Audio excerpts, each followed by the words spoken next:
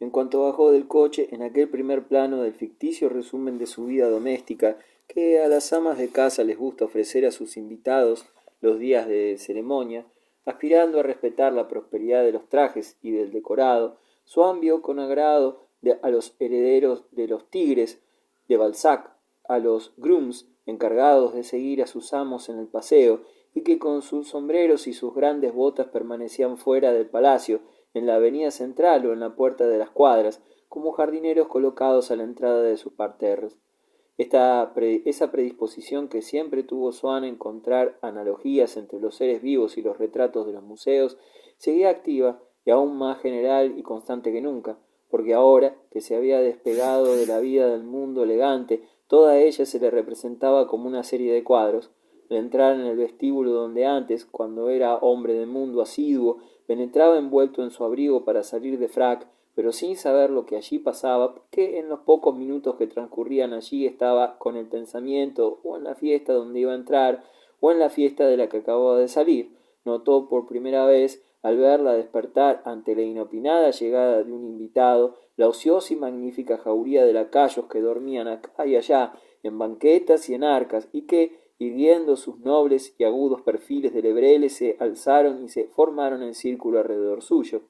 Había uno de aspecto particularmente feroz, muy parecido al verdugo de algunos cuadros del Renacimiento donde se representan suplicios, que se adelantó hacia él con un aspecto implacable para coger su abrigo y su sombrero,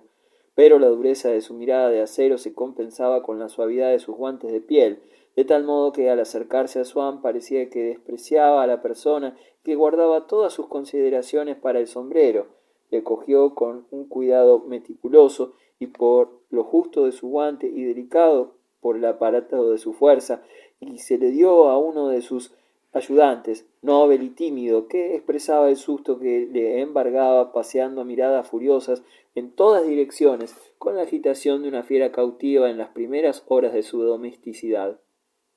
Unos pasos más allá, un mozarrón de librea soñaba, inmóvil, estatuario, inútil, como ese guerrero puramente decorativo que en los cuadros más tumultuosos de Manteña está meditando, apoyado en su escudo, mientras que a su lado se desarrollan escenas de carnicería. Apartado del grupo que atendía a Swann, parecía terminantemente decidido a no interesarse en aquella escena, que iba siguiendo vagamente con la mirada, como si fuera la degollación de los inocentes o el martirio de Santiago. Se daba mucho aire a los individuos de esa raza desaparecida, o que acaso nunca existió más que en el retablo de San Zenón o en los frescos de los Eremitani, donde Swann se encontró con ella y donde aún sigue entregada a sus sueños, que parece salida de la cópula de una estatua antigua con un modelo paduano del maestro o con un sajón de Alberto Durero. Los mechones de su pelo rojizo que la naturaleza rizó, pero que la brillantina alisaba, estaban tratados muy ampliamente, como en la escultura griega que estudiaba sin cesar el maestro de Mantua, y que aunque no toma de la creación otro modelo que el hombre, sabe sacar de sus simples formas riquezas variadas, cogidas a toda la naturaleza viva, de modo que una cabellera con sus bucles lisos y puntiagudos, o con la superposición de su triple diadema floreciente, parece al mismo tiempo un montón de algas, una dignidad de palomas, una guirnalda de jacintos y una franja de serpientes. Aún había otros lacayos colosales también, a los lados de la monumental escalera, que gracias a su decorativa presencia y a su inmovilidad marmórea habría podido recibir el nombre de escalera de los gigantes, como la del Palacio de los Dux. Por allí subió Swann, triste al pensar que Odette nunca había pisado aquellos escalones. En cambio, con qué gusto hubiera trepado por los escalones negros, malolientes y escurridizos de la modistilla retirada, con qué gusto habría pagado más caro que un proscenio abonado el derecho de pasar en aquel quinto piso los ratos que Odette iba allí, y aun los ratos en que no iba, para poder hablar de ella, vivir con personas que ella trataba sin que Swann las conociera, y que precisamente por eso le parecía que guardaban una parte real, inaccesible y misteriosa de la vida de su amante. Mientras que en aquella pestilente y deseada escalera de la modista, por no haber en la casa otra escalera de servicio, se veían todas las noches, a la puerta de cada cuarto, encima del felpudo, sendas botellas sucias y vacías para el lechero. En la escalera magnífica y desdeñada que Swann iba subiendo, había a uno y otro lado, a distintas alturas, ante la anfructuosidad que formaba en el muro la ventana del portero o la puerta de una habitación, representando el servicio interior a ellos encomendado y rindiendo pleitesía a los invitados, un portero, un mayordomo, un tesorero, buenos hombres que vivían todo el resto de la semana muy independientes, cada uno en sus habitaciones propias, comiendo allí y todo, como tenderos modestos, y que quizás pasarían el día de mañana a servir a un médico o a un industrial, muy atentos a las instrucciones que les habían dado antes de endosarse la librea, que rara vez se ponían y que no les venía muy ancha. Manteníanse tiesos cada uno bajo el arco de una puerta o ventana, con una brillante pompa entibiada por la simplicidad popular, como santos en sus hornacinas, y un enorme pertiguero, como los de las iglesias, golpeaba las losas con su bastón al paso de cada invitado. Al llegar al final de la escalera, por donde le había ido siguiendo un criado de rostro descolorido, con una corta coleta recogida en una redecilla igual que un sacristán de Goya o un escribano, Swann pasó por delante de un pupitre donde había unos criados sentados como notarios delante de grandes registros que se levantaron e inscribieron su nombre. Atravesó entonces una pequeña antecámara que, al igual que esas habitaciones famosas de rebuscada desnudez destinadas a albergar una sola obra de arte magistral y en las que no hay nada más que la obra maestra, exhibía la entrada al modo de preciosa efigie de Benvenuto Cellini, representando una atalaya, un lacayo mozo con el cuerpo levemente inclinado hacia adelante, alzando por encima de su altísimo cuello encarnado una cara más encarnada aún, de la que escapaban torrentes de fuego, de timidez y de solicitud, el cual atravesaba con su mirada impetuosa, vigilante y frenética los tapices de Aubusson, que pendían a la puerta del salón, donde ya se oía la música y parecía espiar con impasibilidad militar o fe sobrenatural un ángel o vigía desde la torre de un castillo o desde una catedral, la aparición del enemigo o el advenimiento de la hora del juicio, encarnación de la vigilante espera, monumento de la alerta, alegoría de la alarma, y a Swann ya no le quedaba más que entrar en la sala del concierto, cuyas puertas le abría un ujier de cámara, cargado de collares, inclinándose como para entregarle las llaves de una ciudad. Pero Swann iba pensando en aquella casa donde él podría estar ahora, si Odette le hubiera dejado, y el entrevisto recuerdo de una botella de leche vacía encima de un felpudo le oprimió el corazón.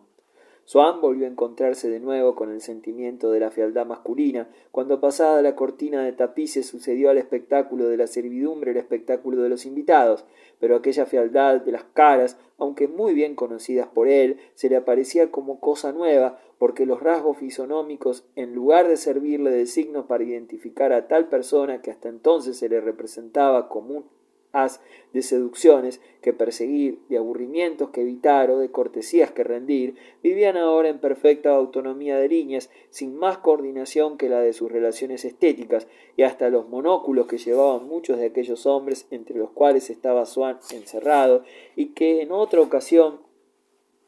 lo más que hubieran sugerido a Swann es la idea de que llevaban monóculo. Ahora, desligados de significar una costumbre idéntica para todos, se le aparecían cada uno con su individualidad, quizás por no mirar al general de Froberville y al marqués de Berauté, que estaban charlando a la entrada, más que como a dos personajes de un cuadro, mientras que por mucho tiempo fueron para él útiles amigos que le presentaron en el Jockey Club y le sirvieron de testigos en duelos. Se explicaba que el monóculo del general, incrustado entre sus párpados como un casco de granada en aquel rostro ordinario, lleno de cicatrices y de triunfo, ojo único de un cíclope en medio de la frente, pareciera a Swann herida monstruosa que cargaba de gloria al herido, pero que no se debía enseñar, mientras que el monóculo que el marqués de Broad añadía en señal de fiesta a los guantes gris perla o a la corbata blanca y a la bimba, reemplazando con él sus lentes cuando iba a fiestas aristocráticas, lo mismo que hacía Swann,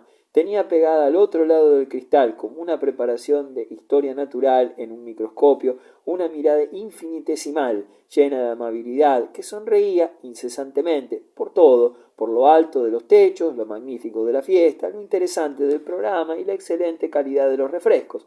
Caramba, ya era hora. Hacía siglos que no le echábamos a usted la vista encima, dijo el general, y al observar sus cansadas facciones creyó que lo que le alejaba de los salones era una enfermedad grave y añadió, pues tiene usted buena cara, ¿sabe? Mientras que el marqués preguntaba, ¿qué hace usted por aquí, amigo mío? A un novelista mundano que acababa de calarse el monóculo, su único órgano de investigación psicológica y de implacable análisis, que respondió con aire importante y misterioso, arrastrando la R. Estoy observando. El monóculo del marqués de Forestel era minúsculo, no tenía reborde y obligaba al ojo en que iba incrustado una crispación dolorosa y constante, como un cartílago superfluo de inexorable presencia y rebuscada materia, con lo cual el rostro del marqués tomaba una expresión de melancólica delicadeza que hacía creer a las mujeres que el marqués era capaz de sufrir mucho por ellas. Pero el del señor de Saint-Candé, ceñido como Saturno por un enorme anillo, era el centro de gravedad de un rostro que se gobernaba por la pauta del monóculo, y la nariz roja y temblona, y los labios abultados y sarcásticos aspiraban con sus gestos a ponerse a la altura del brillante fuego graneado que lanzaba el disco de cristal, fuego preferido a las miradas más bonitas del mundo por jovencitas snob y depravadas, en las que despertaba ideas de artificiales delicias y de refinamientos de voluptuosidad. Entretanto, detrás de su monóculo correspondiente, el señor de Palancy, que paseaba lentamente por toda la fiesta su cabezota de carpa, con ojos redondos y que de cuando en cuando alargaba las mandíbulas como para buscar su orientación, parecía que llevaba consigo tan solo un fragmento accidental y acaso puramente simbólico del cristal de su pecera, fragmento destinado a representar el todo y que recordó a Swann, gran admirador de los vicios y virtudes del Giotto en Padua, aquella injusticia junto a la cual se ve un ramo frondoso que evoca la selvas donde tiene su guarida.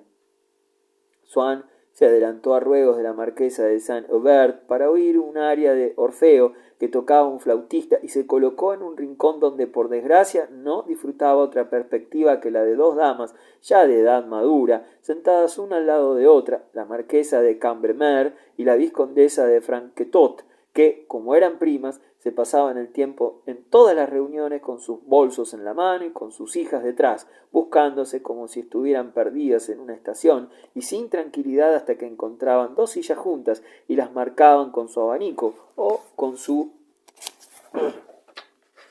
pañuelo. Como la señora de Cambremer tenía muy pocas relaciones, se alegraba mucho de tener por compañera a la vizcondesa de Franquetot, que, por el contrario, estaba muy bien relacionada, y le parecía de muy buen tono y muy original mostrar a todas sus encumbradas amistades que prefería a su compañía a la de una dama poco brillante que le atraía recuerdos de su juventud. Swann, lleno de irónica melancolía, estaba viendo cómo escuchaban el intermedio de piano, San Francisco hablando a los pájaros, de Liszt, que, viendo después del aria de flauta y como iban siguiendo el vertiginoso estilo del pianista, la vizcondesa de Franquetot con ansia, con ojos espantados, como si las teclas por donde el virtuoso iba corriendo ágilmente fueran una serie de trapecios a 80 metros de altura, de los cuales podía caer a tierra, lanzando al mismo tiempo a sus compañeras miradas de asombro y de denegación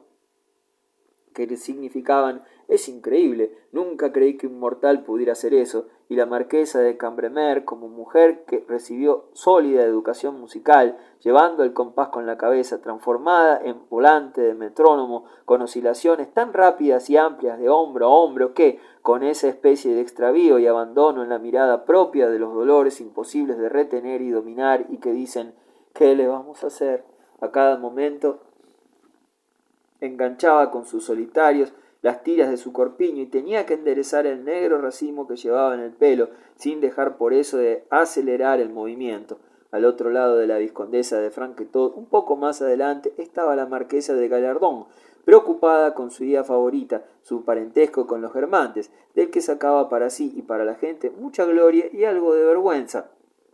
porque las figuras preeminentes de la familia la tenían un poco de lado, quizás porque era muy pesada, porque era mala o porque venía de una rama inferior o quién sabe, sin razón alguna.